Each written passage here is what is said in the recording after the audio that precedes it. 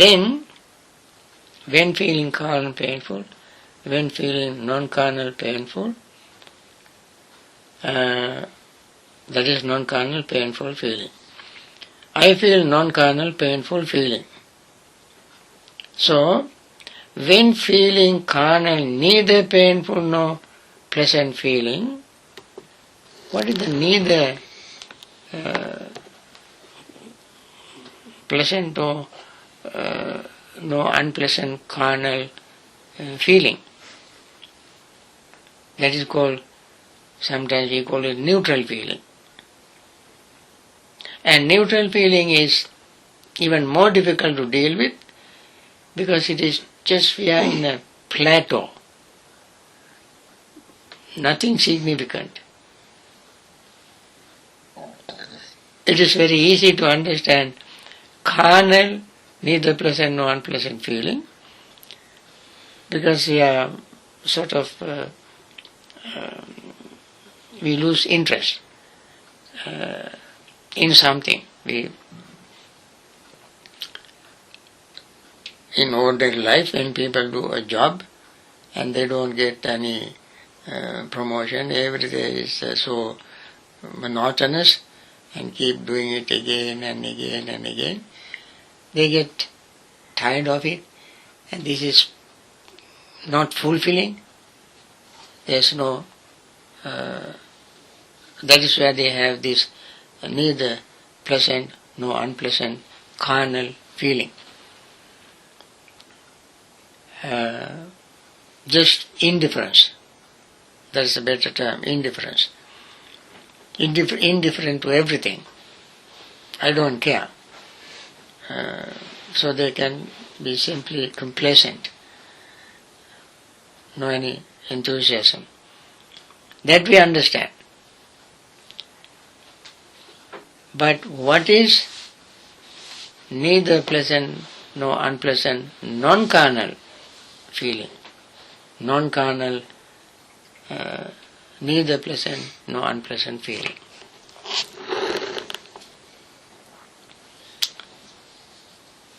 Actually, that is something wholesome. That's called upekha. Upekha is the feeling of, especially when one comes to a stage of third jhana, fourth jhana. When we are in the third jhana, upekha emerges. Comes to the prominence, and we begin to feel upekha. That is why it is said, pītiyā viraga upekha koca virati. Satoca sampijānu sukanja kayana parisangvedeti. Yantangali ātikkanti upekha ko satima sukha vihariti. Tatya jhana, third jhanic stage. There, pīti is gone, but upekha is emerged and mindfulness emerged. Both are not very highly developed, and yet you begin to see very distinctly. You can experience equanimity and mindfulness in the third jhana, and that is neither pleasant nor unpleasant, non-carnal feeling. But when you go to the fourth jhana, that is where both mindfulness and equanimity are in balance. They are in balance. That is why it is said, sukha sajapana, dukkha sajapana, ubbe somana domana sanatangama, dukkanga sukham, upekha sati parisuddhing, chatutta jhanam upasampajya virati. Having overcome pleasure and pain, and previously disappearance of grief and joy and grief, suffering, pubbed somana domanasam, upekha sati parisuddhing.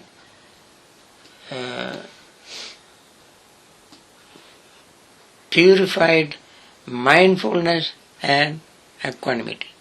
Some translate mindfulness purified due to the presence of equanimity.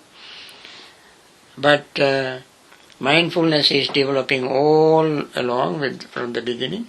Equanimity begins to emerge, and then both becomes very pure and clean at the attainment of the fourth jhana. And that is what is called the kind of neither pleasant nor unpleasant, non-carnal feeling. It's called upekka. Now, how many kinds of feelings we found here? Pleasant, unpleasant, neither pleasant nor unpleasant. 3. Then, carnal, non-carnal. We multiply this. Carnal present feeling, non-carnal present feeling, carnal painful feeling, non-carnal painful feeling, carnal neither pleasant nor unpleasant feeling, non-carnal pleasant or unpleasant feeling. We have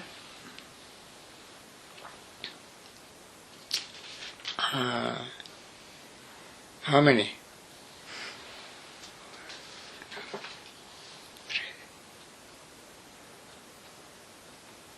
12. 3 times 4. Now, in Majjhima Nikaya and Samyutta Nikaya, both, in Samyutta Nikaya, Vedana Samyutta, Buddha mentioned that he talked about 2 kinds of feeling, 3 kinds of feeling, 5 kinds of feeling, 6 kinds of feelings, 8 kinds of feeling, 36 kinds of feelings, and 108 kinds of feelings. Right? What are the 2 kinds of feeling? Pleasant and unpleasant. 3 kinds of feeling: pleasant, unpleasant, and neutral. 5 kinds of feeling: sukha, dukkha, adukkama sukha, somanasa, domanasa. 5 kinds of feeling. 6 kinds of feelings: feeling arising through our eyes, ears, nose, tongue, body and mind. 36 kinds of feelings: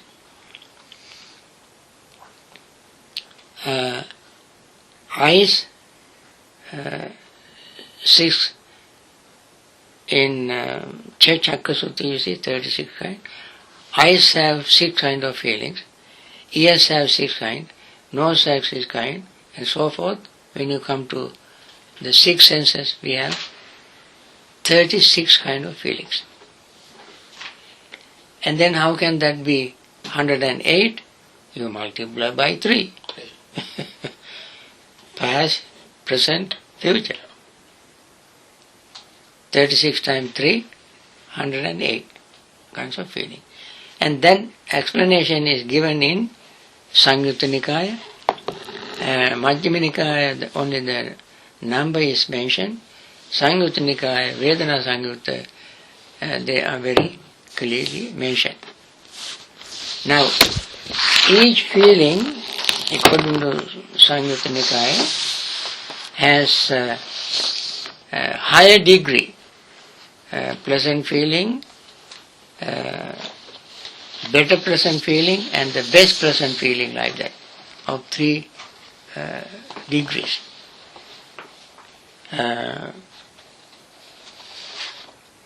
In non-spiritual, non-carnal feelings, Buddha mentioned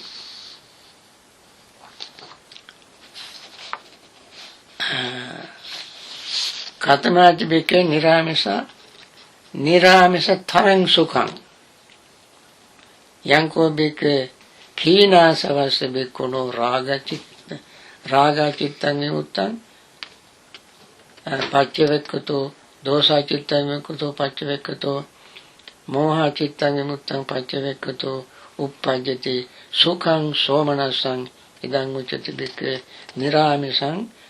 niramisa tarang sukhang vedana. That is, this goes to the Sotapanna, Sakadagami, Anagami, Arahant. But Arahant has the highest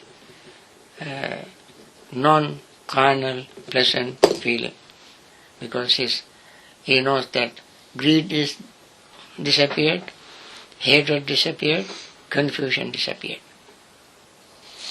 Niramisa sukham. Similarly, upekha, equanimity. Sukha Satipatthana, Dukkha Satipatthana, same formula of fourth jhana. Upasambhava, ayam uchati bhikkhave niramisa upekha. Non-carnal, equanimous feeling is in the fourth jhana. In the fourth jhana, therefore, non-carnal pleasant, non-carnal, neither pleasant nor unpleasant feeling is in the highest, most pure state, as well as highest pure state of mindfulness.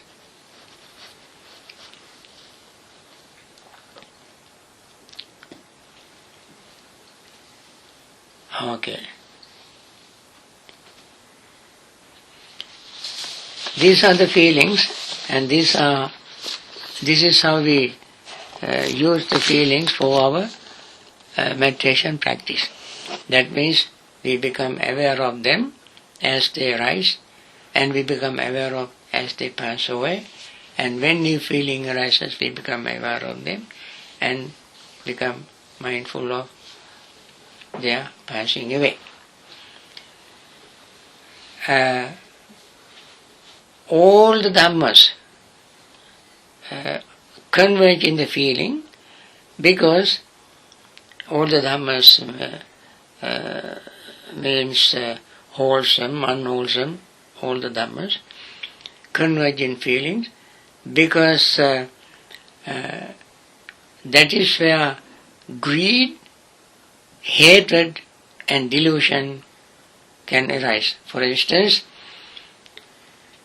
you see, according to Chakka Sutta, when the pleasant feeling arises, Sukhang Vedanang Vedemano,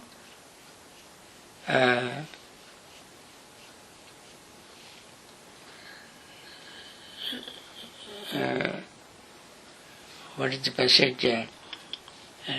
Tang.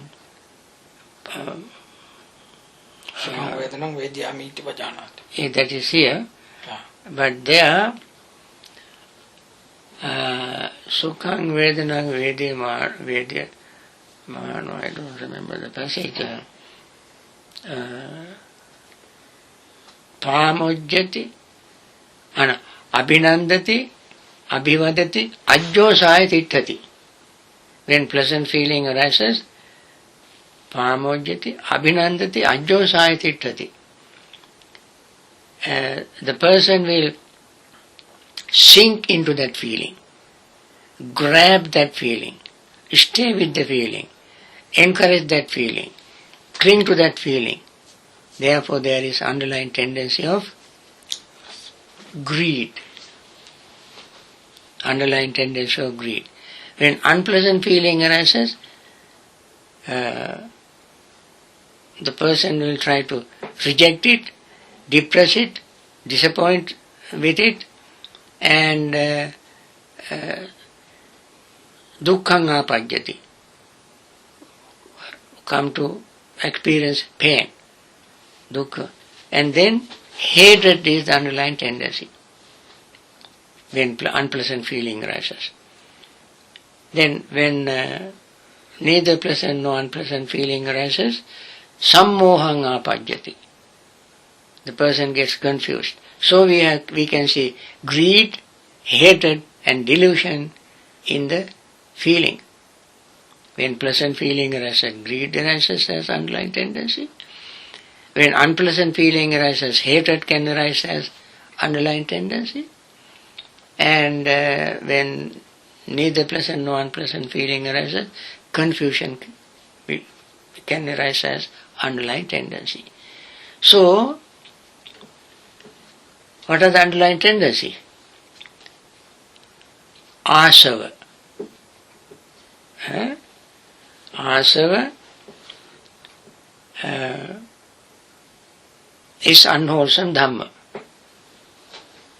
The one who practices mindfulness, as soon as the person understands this is pleasant feeling, he will not let the mind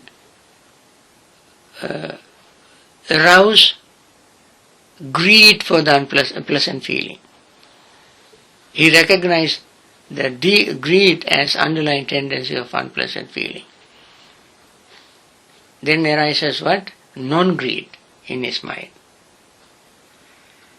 When he understands that unpleasant feeling has underlying tendency of hatred, the mindful person will recognize it.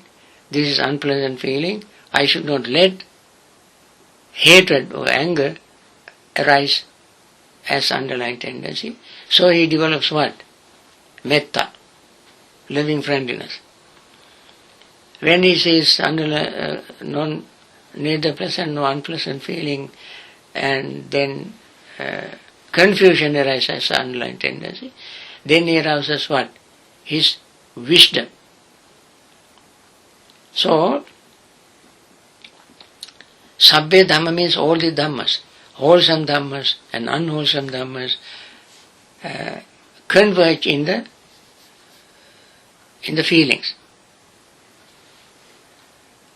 So, therefore this is a very good subject for meditation.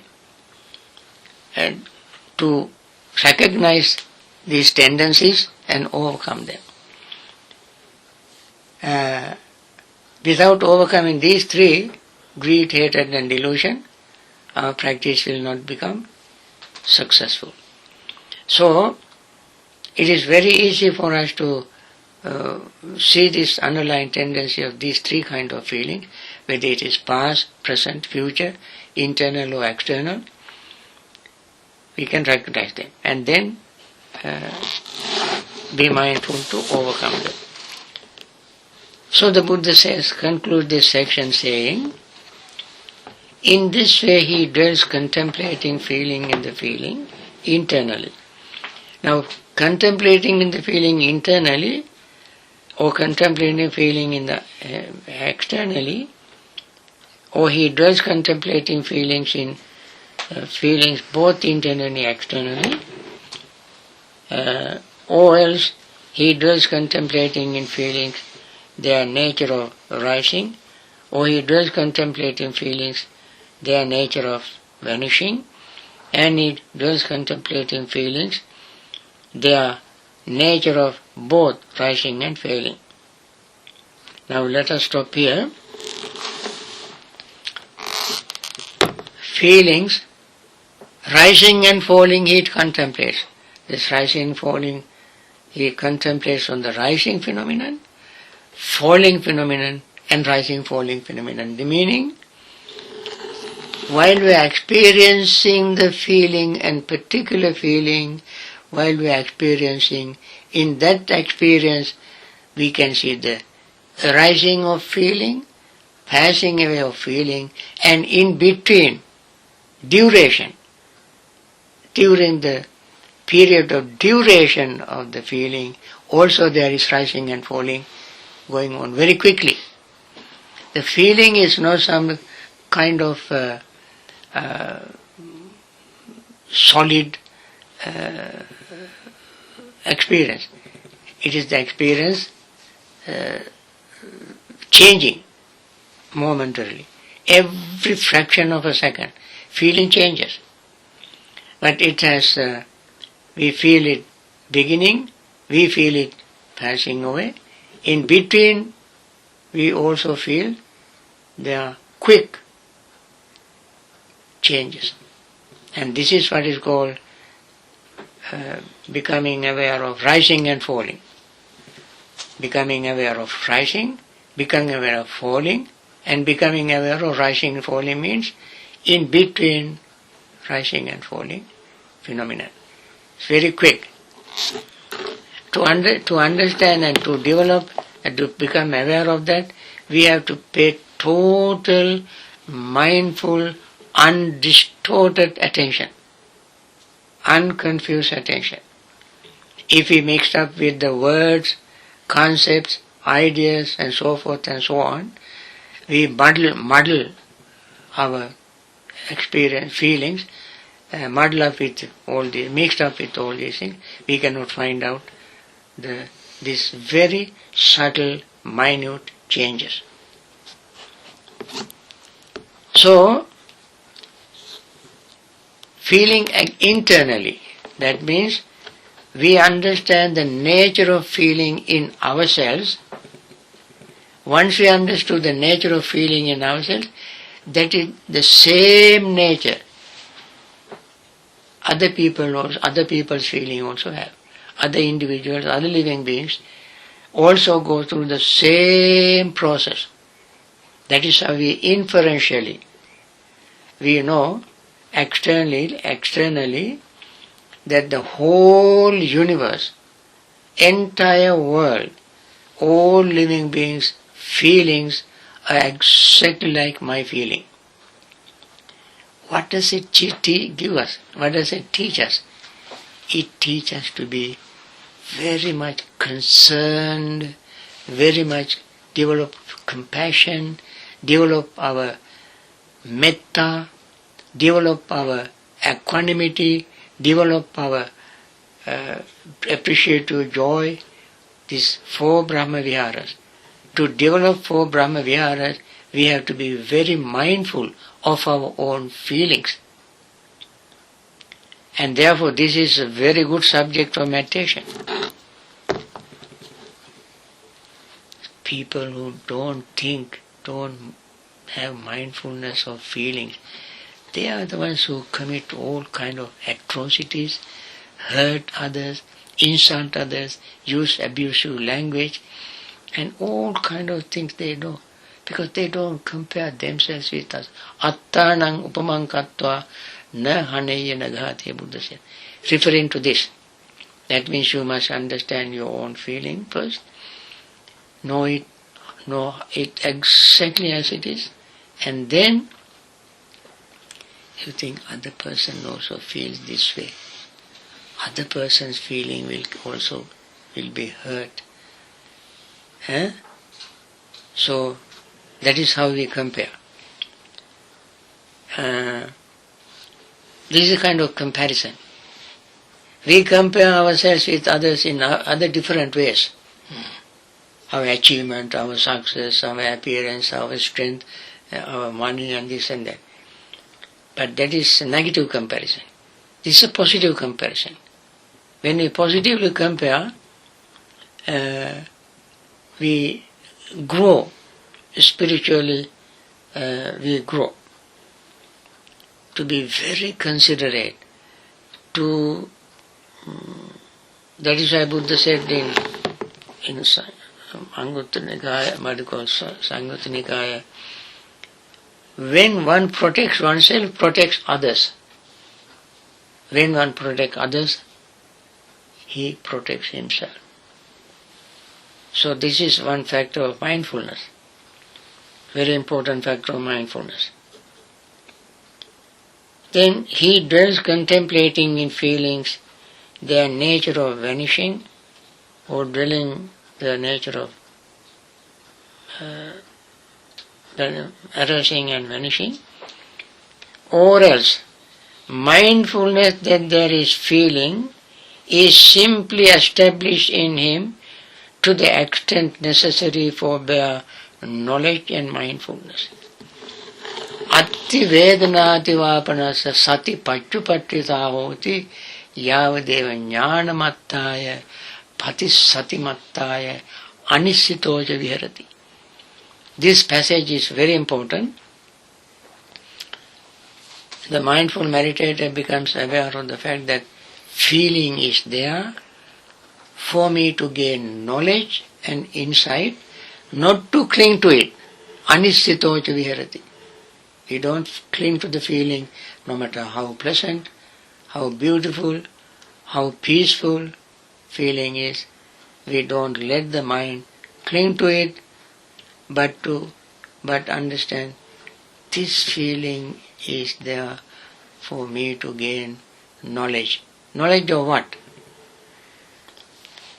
Knowledge of impermanence, rising, falling, and so forth. And insight, universality of feeling. That is the insight.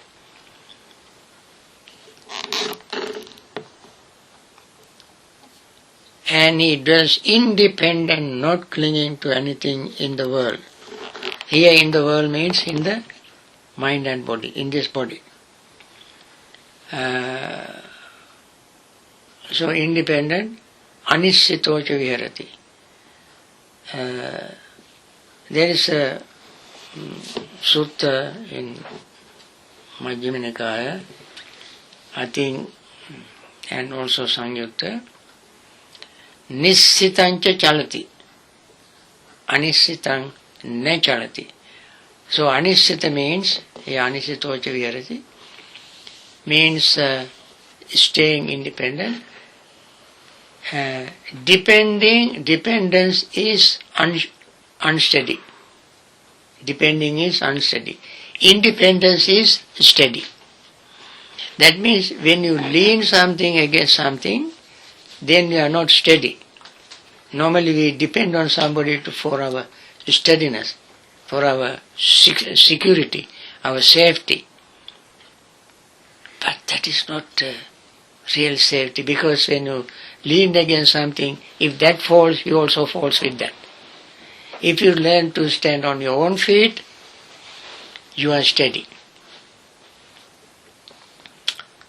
In also Samyutta Nikaya there is a story of acrobat. Remember? Mm-hmm. He has an assistant called Medhakatalika. Medhakatalika, the meaning of Medhakatalika is not very good meaning. Medhakatalika means a pot of dirt. You know, when we practice mindfulness of the mindfulness of impurities of the body, Yatha Medhakatalika, in that recital, this body is like a pot of impurities. So her name is impurity. This girl is his assistant. So he said, Medhakatalika, you stand on my shoulders. And then you support me, I support you, so that we can perform our acrobatic performance better and get some money and move to the next village. This girl is very smart. She said, no sir, that's not going to work. You support yourself, I support myself. Then we can perform the acrobatic performance better. Because you are steady when you depend on yourself, I am steady when I depend on myself. So similarly, Buddha said, when we practice mindfulness, establish ourselves in mindfulness, we are safe and secure. Otherwise we always try to depend on others. Depending on others always is painful and insecure, because we change according to that person's whims and fancies. So I think this is enough for now, and we can have a break.